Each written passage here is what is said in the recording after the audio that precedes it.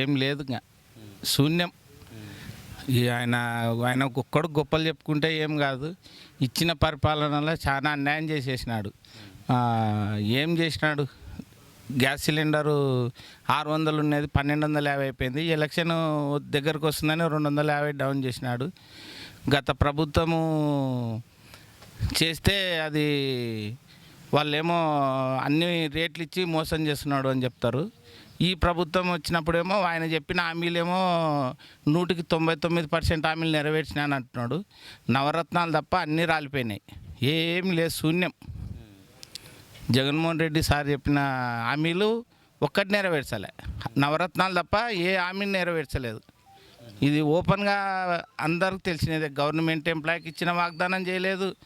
ఇట పోలవరం కడతామనేది అందరూ అసెంబ్లీ సాక్షిగా చేస్తామన్నారు, వాళ్ళు ఆడ చేయలేదు. పోలవరం